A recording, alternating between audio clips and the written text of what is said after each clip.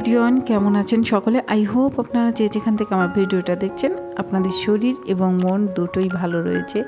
তো গাইজ, এখন বাজে হচ্ছে দুপুর 11টা, আর আমি একটা ছোট্ট ভিডিও আপনাদের সাথে শেয়ার করতে চলেছি। অনেকেই জানেন যে আজ শিবরাত, আর অনেকে জানেন না। যারা জানেন না তারা হয়তো বা অন্য ধর্মীয়, আর আমাদের ধর্মীয় যারা রয়েছে তারা অবশ্যই জানে যে আজকে শিবরাত। তো সেই জন্য আজকে আমাদের ঘরে সবাই উপবাস, শুধু আমার হাজব্যান্ড আর আমার ছোট মেয়েটা ফল খেয়ে আর কি উপবাস রয়েছে। আর আমার হাজব্যান্ড উপবাস থাকেনি, তার তো বিভিন্ন রকম সমস্যা রয়েছে, ডায়াবেটিস আছে, হাই প্রেশার আছে, তো সে পারবে না।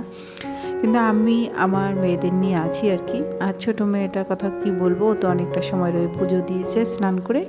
এখন ওকে বললাম তুমি ফল খেয়ে তারপরে থাকো, তো আর পারবে না, ছোট মানুষ, তাও কিন্তু ও চেষ্টা করে। আর এদিকে দেখো আমার মেয়েরা সব কিছু রেডি করছে। আর সকালবেলা তো একবার স্নান করে পুজোটা দিতে হয়, তারপরে তো আবার শুরু হয়ে যায় এই যে সারাদিন পরে আমরা সন্ধ্যার একটু পরেই তো শুরু হয়ে গেছে এদিকে শিবরাতের মেইন কাজটা, জল ঢালা। তো এদিকে আমরাও শুরু করে দিয়েছি বাসায়, আবার আমরা মন্দিরেও যাব।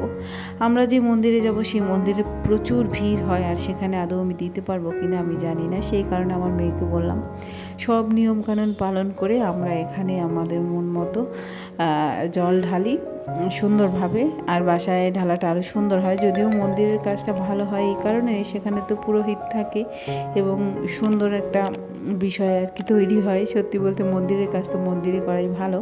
তো তারপরেও আমার মেয়েদের বললাম যদি ওখানে গিয়ে চান্স না পাই, আর এসে দেখলাম যে এত বেশি ভিড় যে এখানে দাঁড়িয়ে সম্ভব না।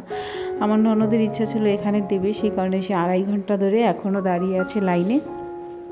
আদৌ সে কত সময়ের মধ্যে দিতে পারবে জানি না। আমরা এখানে ঘুরেছি, আমার ননদ জামাইকে সাথে নিয়ে আমরা এসেছি, পরে ও আগে এসেছে 2.5 ঘন্টা আগে, এখনও দিতে পারিনি। আর আমরা এখন ঘোরাঘুরি শেষ করে আবার ওর কাছে এসেছি, ও এখনও দিতে পারিনি। তো সেই জন্যই বলেছিলাম এই কথাটা যে দিতে পারবো কি না জানি না, সে কারণে আমি বাসা থেকে দিয়ে গেছি। যাই হোক, পরে আর কি আমরা সবাই মিলে চলে এসেছি, রাতে এসে আর কি শুয়ে পড়েছিলাম।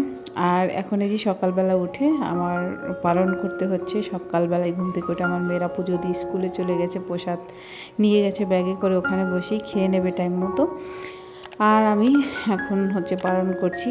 তো যাই হোক গাইস, তোমরা যারা আমার ভিডিও দেখো ইদানিং কিন্তু লাইক খুবই কম দিচ্ছ, ভিডিও একেবারেই তোমরা দেখছো না, একেবারেই ভিউজ নেই বললে চলে। জানি না কেন এরকমটা হচ্ছে, তবে আমার একটু সমস্যা হয়েছে। আমি বাড়ি গিয়েছিলাম, রেগুলার মেনটেন করতে পারিনি রেগুলারিটি, কারণ হচ্ছে রেগুলার ভিডিও না দিলে তো ভিউজ হবে না, এটা স্বাভাবিক। তো বাড়িতে গিয়েছিলাম, ভুলে যেও না তোমরা, মনে রেখো, চেষ্টা করো অন্তত মনে রাখার। সব সময় তো আসলে একরকম হয় না, মানুষের কাজ ব্যস্ত থাকে। যেমন বাড়িতে গিয়েছি, ওখানে গিয়ে আসলে হয় না যে আমি প্রতিদিন ভিডিওটা দিতে পারি, আসলে হয়নি, সেরকম সম্ভব হয়নি, কারণ সবার সঙ্গে যাওয়া আসা ঘোরা।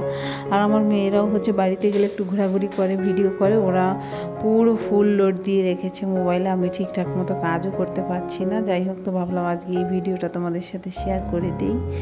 আর এই যে দেখো সকালবেলা বাচ্চাদের জন্য খিচুড়ি, সবজি, আর হচ্ছে দুধ জাল দিয়ে রেখেছি, আর সাথে বেগুন ভাজি। এই হচ্ছে আজকে আমাদের সকালবেলার খাবার। তো গাইজ, আজকে ভিডিওটা কেমন লাগলো অবশ্যই জানাবে। যারা নতুন আসছো তাদেরকে অসংখ্য অসংখ্য ধন্যবাদ, যারা পুরানো বন্ধু রয়েছে আমার তাদেরকেও অসংখ্য ধন্যবাদ। তাদের ধন্যবাদ দিয়ে ছোট করতে চাই না। তো আমি এখন হচ্ছে খাবারটা খাবো, টাইম হয়ে গেছে, টাইমের মধ্যে খাওয়াটা সারতে হবে। আর বাচ্চাদের জন্য গরম গরম রেখে দিচ্ছি, আর আমরা যারা বাসায় আছি তারা এখন খেয়ে নেব। তোমরা ভালো থাকো, সুস্থ থাকো, সকলের জন্য শুভ কামনা রইল। আজকের ভিডিওটা এতটুকুই, পরবর্তী আর একটা ভিডিওর অপেক্ষা করবে। আমি ঠিক টাইম মতো আর একটা ভিডিও নিয়ে তোমাদের জন্য হাজির হয়ে যাবো।